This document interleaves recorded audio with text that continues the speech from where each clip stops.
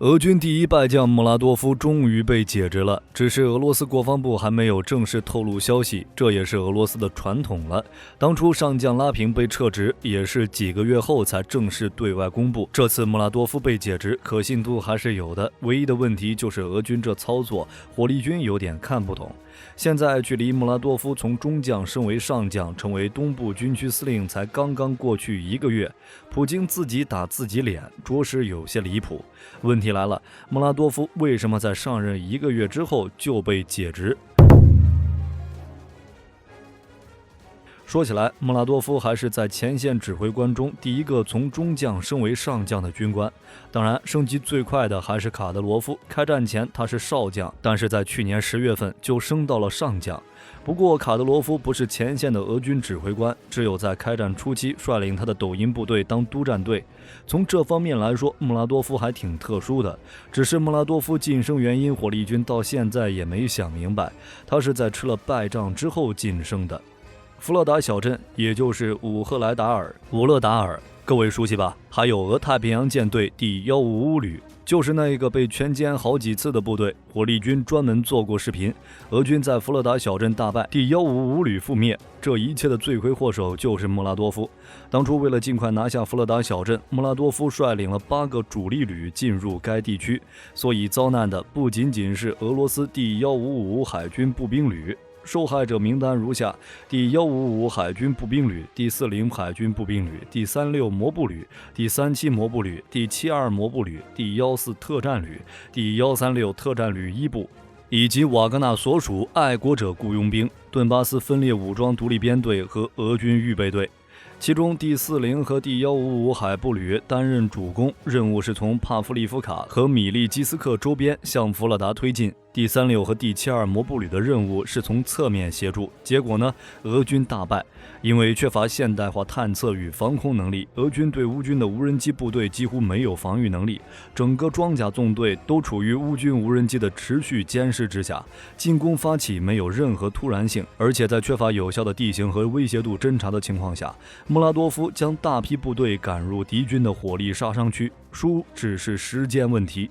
事实也是如此，因为先头坦克触雷，俄装备纵队被迫停下来重整。紧接着，乌军无人机不断进行炮兵校射，火炮挨个点名。俄军第155旅和第40旅损失惨重，至于第36、37、72摩步旅，还有那些雇佣兵，都是拿来凑数的，看情况不对，直接就跑了。唯一能称得上精锐部队的第14特战旅，在旅长被击毙后，跑得比谁都快。但这还不是最离谱的，更骚的操作还在后面。每次当你觉得俄军已经很烂的时候，他总能用实际行动告诉你，他还可以更烂。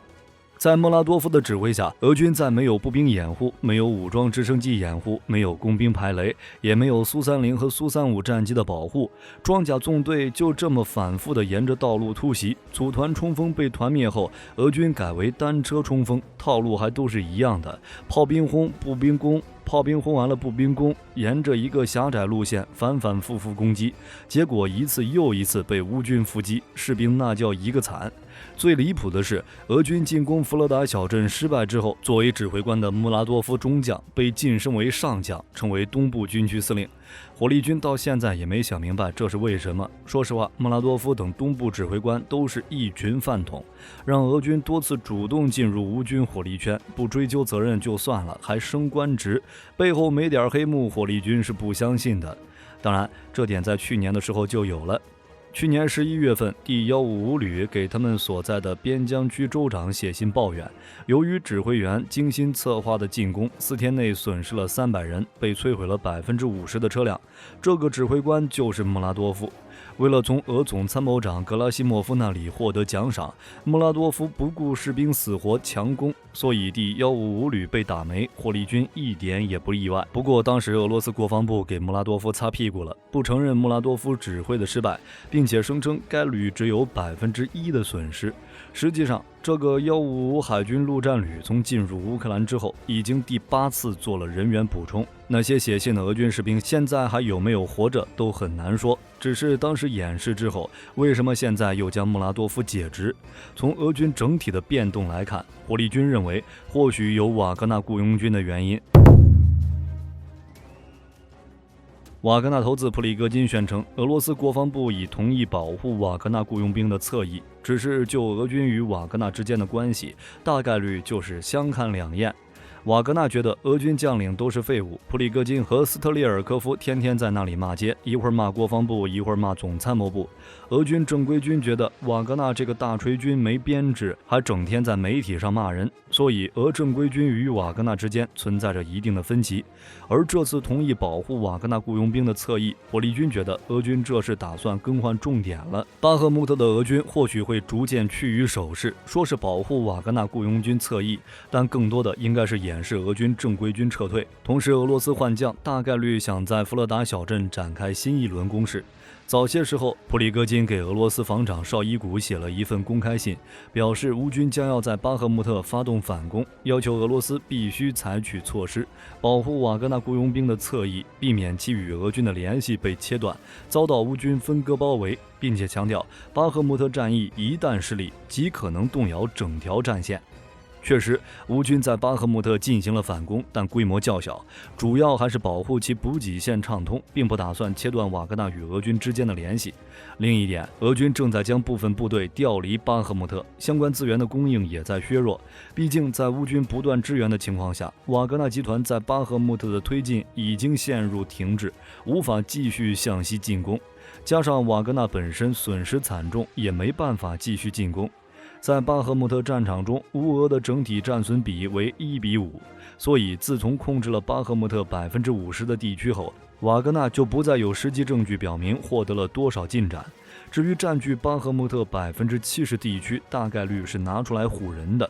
而且通过普里戈金最近的一系列言论也能看出来，瓦格纳好像也不打算继续在巴赫穆特血拼了。火力军感觉普里戈金重整雇佣兵，缩小规模，将重心放回更赚钱的非洲比较好。不过普京是否同意就不好说了。同时，现在俄军在弗勒达小镇的进攻也慢了下来，其中有天气的原因，也有俄军自身的原因。但无论如何，穆拉多夫已经控制不住局面了。对于俄军来说，想要继续进攻弗勒达小镇，只有换人。所以穆拉多夫之所以被解职，原因就是其在弗勒达的失利。毫无战术的进攻导致俄军损失惨重，却没有丝毫进展。所以穆拉多夫被解职的另一个原因，也是他自己太拉胯了。穆拉多夫虽然在叙利亚表现得还行，但在俄乌战场上跟个愣头青一样，带领俄军正规军8个摩步旅和海军陆战旅打一个弗勒达小镇，几个月下来寸功未立，还导致摩步第35旅、海兵第40旅以及海兵第155旅损失惨重。几个月以来就是一个套路，毫无建树。反观普里戈金一个厨师带领私人武装瓦格纳大锤兵，与20个乌军野战旅打车轮战，虽然损失惨重，但好歹拿下了巴赫穆特50%的区域。最离谱的是，普里戈金是对战乌军20个野战旅轮番参战，穆拉多夫的对手就只有乌军1个旅。8个旅打不过乌军1个旅，几个月下来还接连惨败，这种人不解职谁解职？并且俄军还挺看重弗勒达。在扎波罗热那一期里，火力军也说了，弗勒达向北可以挤压马林卡，向南可以威胁扎波罗热。乌军如果发动扎波罗热反攻，弗勒达乌军炮兵可以直接轰击俄军运输线，阻碍顿巴斯地区俄军主力增援南线。俄军想打下来也很正常，如今战局需要，也只能牺牲一下穆拉多夫。当然，俄军前线指挥官的任期普遍不长，开战至今遭解职的指挥官没有一个连，至少也得一个大巴，多一个穆拉多夫并没有啥了不起。所以被解职后，穆拉多夫就回到了国内休假，开着游艇喝香槟，还挺惬意。至于转战弗勒达小镇能不能成，火力军也很难说。当前的俄乌战场，弗勒达小镇的烈度差不多能排在第3，第一是巴赫穆特战场，第2是卢甘斯克。2月份的时候就有消息显示，俄军还打算继续增添5万大军，乌军同样如此，将7个旅调到弗勒达增援，比如第79、第80空中突击旅、第68、第72步兵旅、第1坦克旅等，都是乌军的精锐。至于俄军攻击弗勒达小镇的胜率，火力军只能说很小。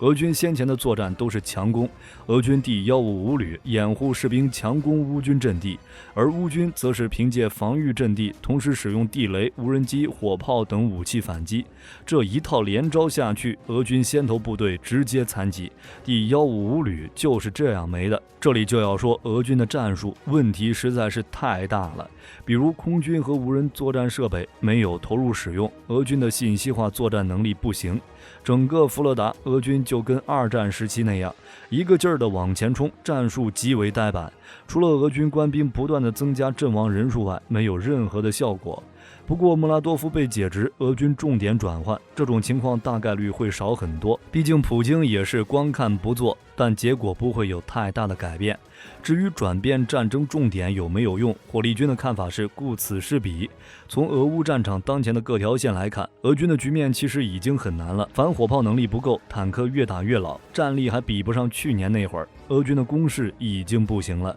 而乌军现在又在酝酿大反攻，眼下已经到了北约之前承诺援乌坦克的时间了，有不少已经经过坦克培训的士兵回到俄乌战场，到时候乌军的攻坚能力将会大幅度提升，并且从各个方面都能看出来乌军的反击已经近了。由于不知道乌军的主攻方向，一些惊恐的俄军甚至在克里米亚那边挖起了战壕，同时由于对俄军的防守没有多大的信心，克里米亚的居民又开始跑了，导致跨海大桥天天堵车，甚至出现了5辆俄罗斯军车相撞发生交通事故的情况。从当前的情况来看，克赤大桥其实很脆弱，几枚炸弹就能让它再次瘫痪。各位可以猜一猜，乌军会不会在反击之前对克赤大桥来上一发？